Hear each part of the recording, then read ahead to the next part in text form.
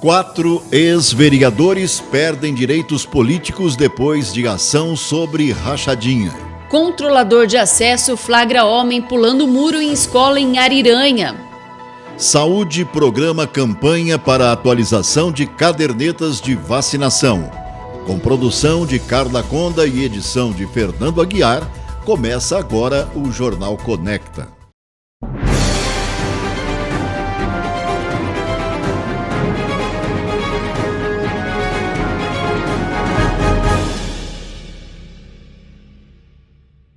Boa noite a todos. Hoje é quinta-feira, 27 de abril de 2023. Boa noite. 4 ex-vereadores de Catanduva foram condenados a perderem os direitos políticos e a possibilidade de contratar com o poder público em ação transitada em julgados sobre rachadinha, prática de dividir os salários dos assessores parlamentares. O juiz Lucas Figueiredo Alves da Silva assina o despacho encaminhado para a Câmara de Catanduva e prefeituras da comarca comunicando a condenação. Como o processo transitou em julgado, não há mais alternativas para os recursos.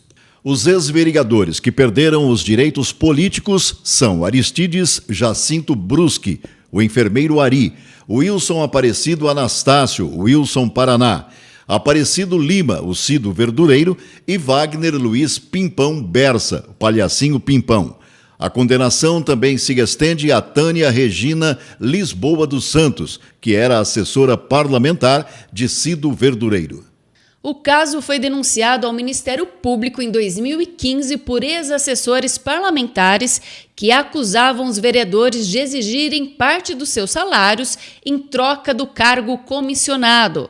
Kátia Miller, Marilda Baldini, Rafael Valeão da Silva, os então assessores dos parlamentares, agora devem entrar na justiça para requerer o ressarcimento dos valores que teriam sido entregues aos vereadores.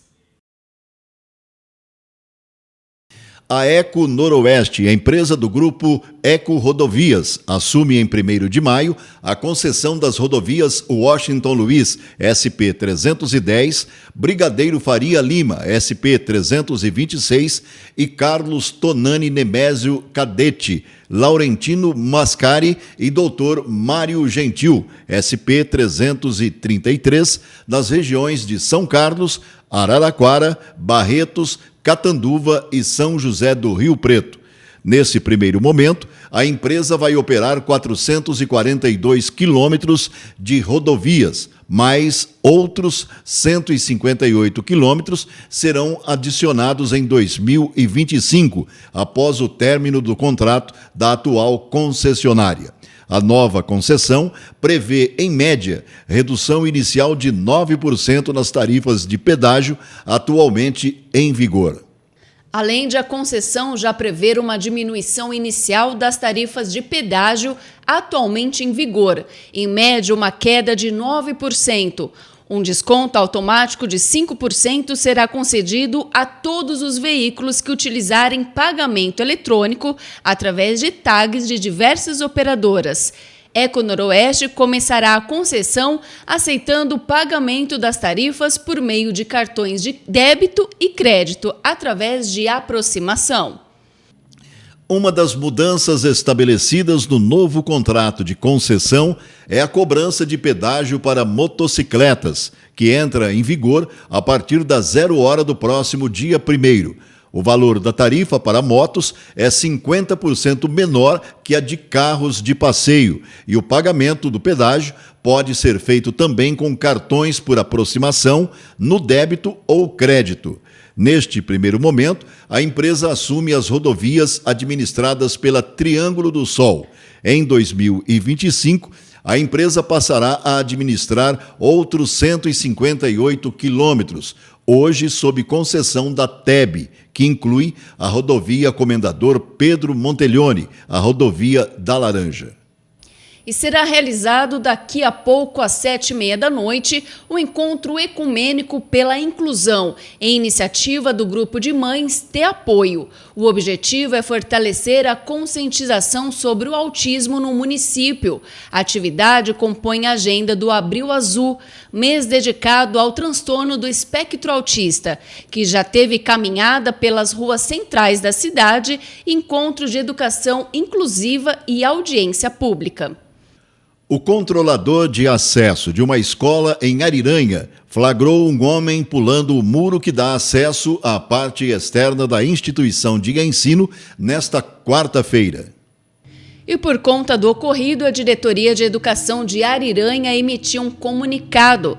Na manifestação, a pasta afirmou que, ao perceber a presença do controlador, o suspeito novamente pulou o muro e deixou o local. Ainda disse que o suspeito não entrou na unidade escolar, nem mesmo no pátio. O caso foi comunicado às polícias civil e militar, que compareceram ao local, mas nada foi encontrado. A nova diretoria do Conselho Municipal dos Direitos da Criança e do Adolescente, o CMDCA, foi escolhida. O órgão será presidido por Ticiana Regina Dias. O vice-presidente será Richard Casal, que é também secretário municipal de administração da Prefeitura de Catanduva. Completam ainda a diretoria Ellen Suzy José da Silva, Eduardo Lesur Cipriano, Paula Flávia Meneghelli e Leandro César Pinto. A nova diretoria chega com a responsabilidade de preparação para as eleições do Conselho Tutelar de Catanduva, que estão com inscrições abertas. O prazo para recebimento das candidaturas vai até o dia 10 de maio e o pleito está previsto para 1º de outubro. Conforme o calendário, a posse dos conselheiros tutelares eleitos será no dia 10 de janeiro de 2024, para mandato de 4 anos. Os candidatos devem atender requisitos básicos, como ter experiência anterior de no mínimo 2 anos no trato socioeducativo, ter disponibilidade de tempo para exercício da função, inclusive no período noturno, sábados, domingos e feriados, demonstrar conhecimento do Estatuto da Criança e do Adolescente e não ser membro do Conselho Municipal dos Direitos da Criança e do Adolescente, ter idade igual ou superior a 21 anos. Então vamos entender um pouquinho o que é o Conselho Municipal do Direito da Criança e do Adolescente. É um órgão responsável pelas políticas públicas de defesa e direito e promoção do bem-estar social da criança e do adolescente aqui do nosso município. Toda política pública precisa ser organizada e fiscalizada, e esse é o papel do CMDCA, ou seja, ele propõe, ele delibera e ele controla as políticas públicas municipais voltadas à criança e ao adolescente. O conselho ele é formado de forma paritária. O que significa isso? Que metade dos membros são representantes de órgãos públicos, saúde, educação, cultura, o esporte. A outra metade, na mesma quantidade de representantes, estão a sociedade civil, associações, ONGs, pessoas que trabalham e desenvolvem alguma ação com a criança e com a adolescente. Também foram definidos os nomes que ocuparão a diretoria do Conselho Municipal dos Direitos das Mulheres para o biênio 2023-2025. A eleição foi realizada nesta quarta-feira. A comissão terá como presidente Luísa Helena Marques de Fázio, vice-presidente Giovana Thaís von Anken, primeira secretária Maria Júlia Silva Rodrigues e segunda secretária Luciana Soares dos Santos Rodas. A nova presidente falou com a nossa equipe.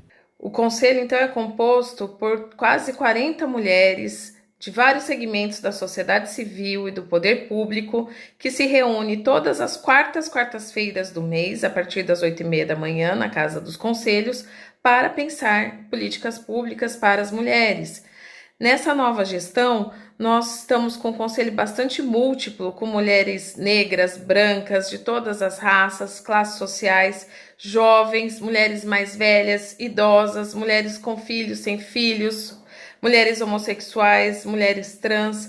Então, eu acredito que nós vamos conseguir pensar em políticas, por exemplo, para as mulheres com deficiência, para as mulheres que não desejam ter filhos ou que desejam ter filhos, junto com o poder público, com o poder legislativo e com a própria sociedade civil, a gente vai construindo o que a gente espera para a cidade de Catanduva, principalmente no que tange ao fim da violência. Nós já conseguimos aí a Casa Abrigo, que vai ser estruturada aqui no nosso município, é uma grande conquista, e estamos na luta para que tenha uma Casa da Mulher catanduvense, e junto com a AB, que tem esse atendimento jurídico, nós já temos atendimento de assistência social e psicóloga no município, mas muito além vai ser conquistado. Então, parabéns ao novo conselho. A Comissão Especial de Inquérito SEI, que investiga a situação do loteamento de interesse social da Associação Bom Pastor, fará nesta sexta-feira uma reunião. O objetivo dos vereadores será analisar as respostas de ofícios já recebidos e deliberar sobre outros pedidos a serem feitos. Esta é a terceira reunião feita pelos integrantes da comissão. Na saúde, a Secretaria Municipal promoverá uma campanha para a atualização de cadernetas de vacinação das crianças. A ação é destinada a crianças e adolescentes de 0 a 14 anos e tem como objetivo atualizar as vacinas do calendário de rotina, disponibilizando todas as doses indicadas para cada faixa etária. O dia escolhido foi o sábado, dia 6 de maio. Também serão ministradas doses de vacina contra a influenza para os grupos prioritários, crianças de 6 meses a 5 anos, 11 meses e 29 dias, gestantes e puérperas, trabalhadores da saúde, pessoas com deficiência permanente, trabalhadores do transporte coletivo e rodoviário, forças de segurança e salvamento, pessoas com doenças crônicas e idosos. A atualização das cadernetas de crianças e adolescentes e a vacinação contra a influenza acontecerão das 8 às 17 horas no Centro de Especialidades Médicas, o CEM, o antigo Postão, e todas as unidades de saúde dos bairros, com exceção das USFS do Gabriel Hernandes, Jardim Salles e Pachá, que estão fechadas temporariamente para a reforma. Para falar dos direitos à saúde, recebemos Júnior Dezuani.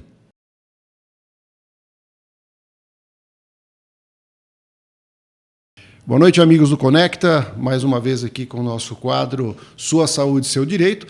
E hoje nós vamos falar de um assunto importante, termo de consentimento livre e esclarecido. Vamos desmistificar o que é esse tema, né? O termo de consentimento. Tá? Antes, porém, eu gostaria de passar para os nossos queridos colegas aí do Conecta uma questão histórica que vem do relacionamento médico-paciente. Né? O que nós temos antigamente, como é que essa relação funcionava? Né? Tinha o médico quase que paternalista. Né? Então, o médico ele tinha uma ascensão em cima do paciente quase que total, né? Ou seja, o médico falava e o paciente atendia, né? Independente do que o paciente sentia. Então, ele receitava remédios, ele impunha procedimentos, cirurgias e de uma maneira impositiva. Né? Por quê? Porque o médico detém a competência técnica e nós pacientes, somos leigos. Então, tinha essa ascensão, essa predominância do médico sobre o paciente. Mas isso tem mudado com o tempo. Né? Moderna, né?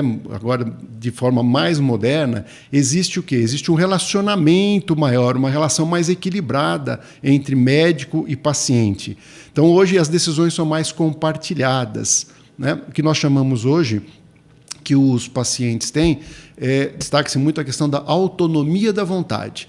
É aquilo que o médico indica como uma terapia ou como medicamento, porém quem decide, quem tem autonomia sobre aquilo que vai ser usado, sobre aquele procedimento que vai ser feito, né, vai ser realizado no paciente, é o próprio paciente. Okay? Então, nós temos primeiro que dar essa distinção, esse conceitual cronológico aí, de como era o relacionamento e como funciona hoje. Correto?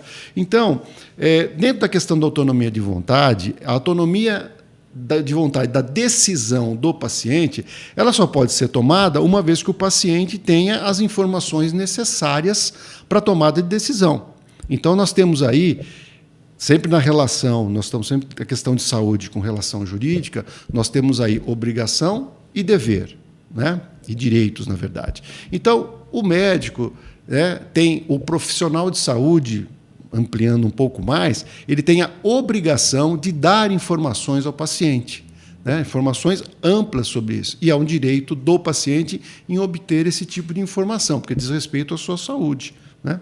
Então, o que nós temos aí de importante? Então, quando você vai a um médico, a um profissional de saúde, então ele tem que passar todas as informações, o diagnóstico do que ele acha que você tem determinada doença, e ele tem que passar para você quais são as opções de tratamento medicamentosas ou procedimentais, né, de cirurgias ou tratamentos, para que você tenha plena consciência daquilo que você vai se submeter. Então, ele tem que passar para você, né, condições aqui. Quais são os riscos do tratamento, do medicamento, quais são os efeitos colaterais, quais as complicações e cuidados que podem haver depois do procedimento ou do medicamento, e todas as outras possibilidades que você pode enfrentar. Então, você tem o direito, e o médico ou o profissional de saúde tem obrigação de passar isso. Após você ter esse conhecimento, essas informações, aí você decide, dentro da sua vontade, daquilo que você quer para você, porque você tem autonomia, você decide pelo tratamento A ou B, ou até mesmo você pode optar pelo não tratamento. Sim, você pode optar pelo não tratamento. E não é incomum a gente se deparar com casos assim, né? Eu tenho aqui alguns casos para trazer para vocês que não é raro acontecer, e vocês devem conhecer alguém desse tipo. Então, muitos pacientes que são diagnosticados com problemas oncológicos, de câncer, dependendo do câncer, dependendo do tratamento, que geralmente é um tratamento muito desgastante, muito penoso para a pessoa que está doente, tem pacientes que preferem não fazer o tratamento, né? Preferem, eu quero ter uma vida plena, que eu tenha aí diagnóstico de não sei quanto tempo de vida, mas eu quero ter uma vida plena, não quero me submeter aos tratamentos, a quimioterapia, radioterapia, enfim. Pode, autonomia de vontade do paciente. Ele tem autonomia sobre o corpo dele, sobre o que ele quer. Né? Então, eu tenho um caso de uma pessoa diagnosticada que optou por não fazer o tratamento, mas fez um acompanhamento psicológico, e ele teve uma sobrevida de 8 anos. Então, é uma opção que cabe ao paciente. Não estamos colocando aqui questões éticas, estamos colocando questões aqui de cunho pessoal, subjetivo. Então, você tem autonomia para decidir aquilo que é melhor para você. Né? Um outro caso interessante dessa questão de autonomia de vontade, e causa uma certa polêmica, então assunto para que a gente possa discutir isso numa outra oportunidade. Há pessoas que se porventura acontecer de ter algum mal súbito, algum problema, uma parada cardíaca, enfim, alguma coisa, elas já manifestam a sua vontade. Aí um parênteses, né? Como é que a pessoa manifesta a vontade se ela está inconsciente? Se ela teve uma parada cardíaca, se ela tiver uma síncope, enfim. Algumas pessoas já, Estados Unidos, começou no Brasil, tatuam no peito, nessa região onde o socorrista vai fazer o procedimento de reanimação, né, com desfibrilador, está tatuado assim, não reanimar. Né? Então, é uma vontade expressa por aquele indivíduo que, se por acaso ele tiver nessa situação, ele não quer ser reanimado. Então, há casos sendo discutidos já na justiça. Como é que se trata isso? Prevalece a autonomia da vontade do paciente ou prevalece o dever de obrigação de atender? Então, essa é uma questão que é discutível ainda está em entendimento, porque existem questões aí muito sérias nessa relação. Né? E uma outra comum também é a questão de transfusão de sangue em pacientes que são da religião de Testemunho de Jeová. essa religião ela não é adepta, não permite a transfusão de sangue, que no organismo entre um outro tipo de sangue, que não seja o dele. Então, a pessoa opta por até consequências de morte, mas não se submete à transfusão. É a autonomia da vontade do paciente. Com uma ressalva, os tribunais têm decidido que, nos casos de crianças, aí não, a justiça determina que prevalece o direito da criança, né? Vai para o ex, tudo da criança e adolescente, que prevalece o direito à vida, porque, em tese, a criança não tem ainda discernimento, ela não tem condições para que ela exerça a sua autonomia da vontade, ela não tem a clareza geral para isso. Então, nesses casos, a justiça determina que se faça o procedimento. Existem consequências aí decorrentes depois na questão religiosa, de sociedade, enfim, mas é uma questão que nós estamos atentando aqui apenas à autonomia da vontade. Ok? Bom, com base nisso, uma vez que você recebe informações, você tenha todas as informações necessárias para você decidir aquilo que você quer, nós partimos então para o documento, que é o termo de consentimento livre e esclarecido, que o médico deve tomar do paciente. Como? Algumas características aqui, olha. Primeiro, o paciente tem que ter uma compreensão inequívoca daquilo que vai acontecer com ele, de todos os processos, riscos, efeitos colaterais. Inequívoco, ou seja, sem dúvida alguma. E como é que você consegue isso? O médico falando de forma clara, forma objetiva, sem termos técnicos, uma linguagem que o paciente possa identificar de fato todas as características do tratamento e as decorrências disso.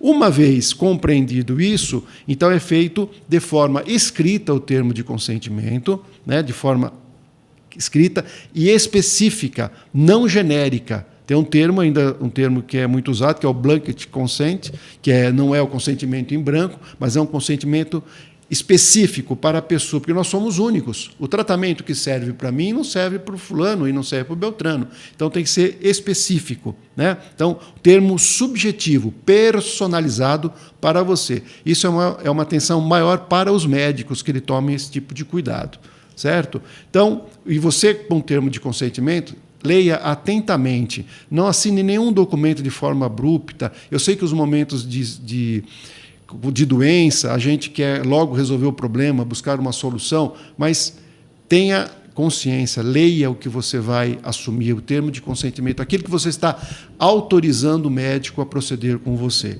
Okay? Então, os médicos também têm que prestar muita atenção nisso, porque existe o artigo 22 do Código de Ética Médica, resolução 2217 do CFM, diz assim: artigo 22. Deixar de obter consentimento do paciente ou de seu representante legal, uma vez que ele seja incapaz, após esclarecer sobre o procedimento a ser realizado, salvo em caso de risco iminente de morte. Ou seja, é uma obrigação tomar o termo de consentimento, ter a aprovação do paciente para determinado procedimento, salvo, evidentemente, em casos de iminente de morte, onde a pessoa não pode se manifestar, ou ainda com aquela possibilidade onde eu manifesto minha vontade, mesmo inconsciente, que ainda temos dúvidas, né? Enfim, então isso é muito importante para que o médico não responda depois judicialmente por isso. Por quê? Porque, embora não exista previsão legal, é uma construção doutrinária, o médico pode responder por dano moral, uma vez que não cumprido essa exigência da informação ou não tendo termo de consentimento. Né?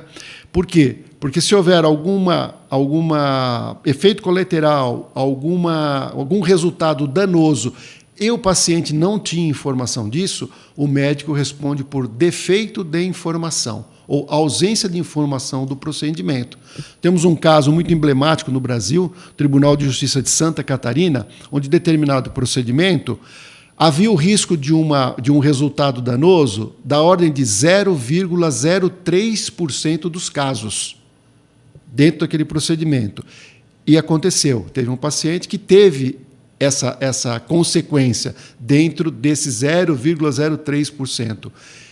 E levou isso à justiça e o médico foi condenado por não ter avisado o paciente de que há essa possibilidade. Imagino que fica um pouco complicado para o médico passar todas as informações, mas, enfim, nós estamos falando de vidas, nós estamos falando de saúde, estamos falando das consequências da implicação na vida das pessoas, ok? Então, decorrente disso, de forma geral, eu tenho algumas perguntas mais recorrentes que me chegam, é a seguinte, né? O médico pode gravar a consulta enquanto ele dá esclarecimentos para o paciente?